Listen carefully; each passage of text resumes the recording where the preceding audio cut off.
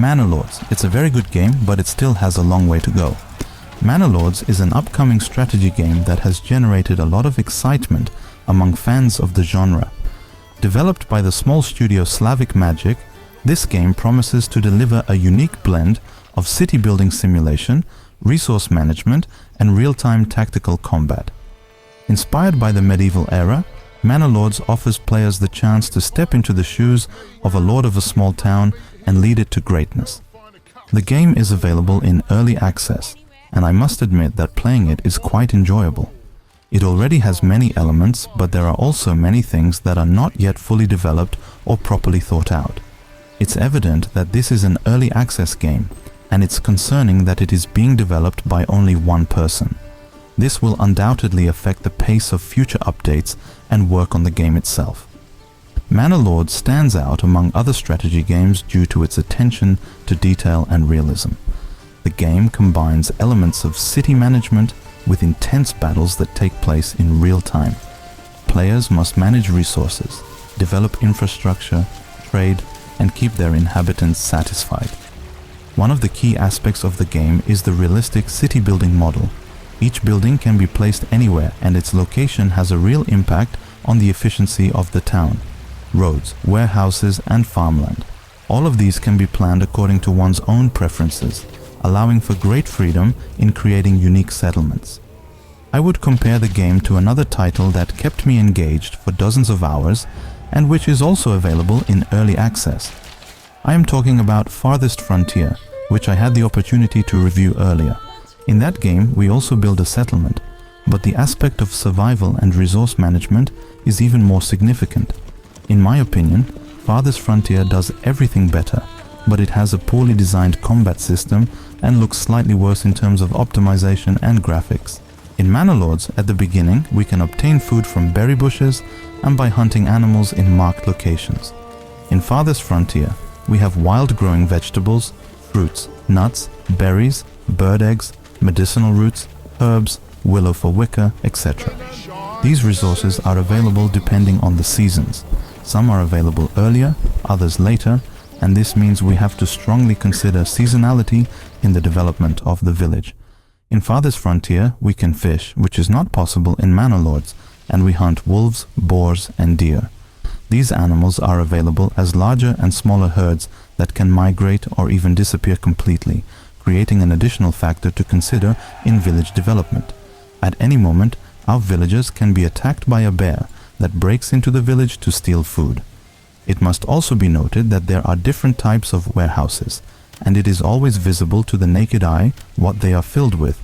Collecting honey, cabbage, animal skins, all these will be displayed outside the warehouse, which is a great detail.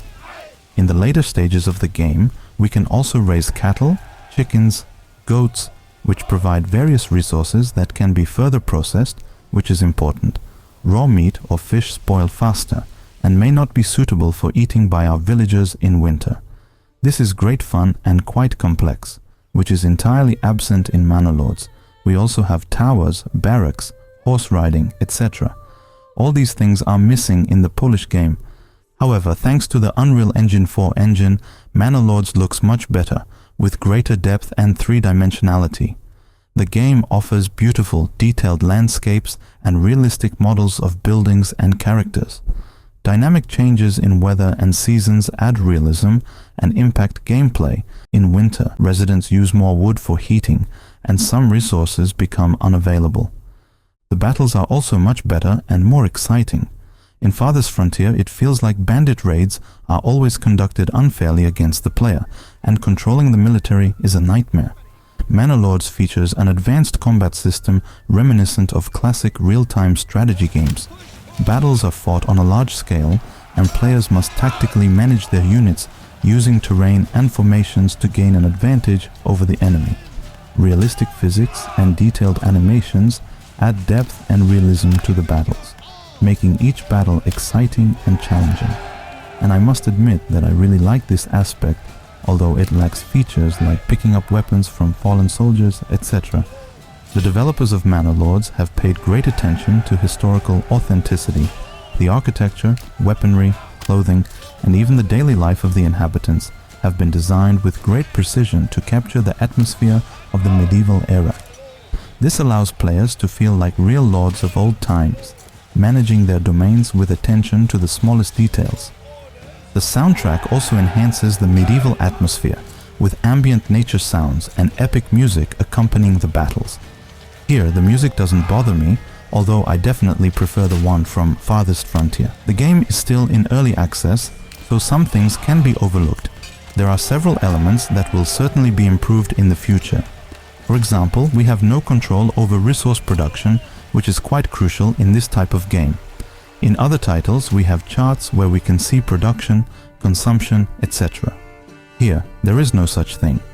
Even if we set up a vegetable garden near a house, we are told that the efficiency or quantity depends on the size of the field, but still we can't find out, either before or after construction, what production we will achieve in a given place. For instance, you can create a huge field for chickens, but in the animation, there will be a maximum of 3 chickens and a small coop, and it's unclear whether the larger field contributed anything to egg production. Summary: Manor Lords is an ambitious production with the potential to revolutionize the strategy game genre. The combination of city management, realistic combat, and attention to historical detail makes this game look very promising. Currently, the game is not perfect but has the potential to go in the right direction,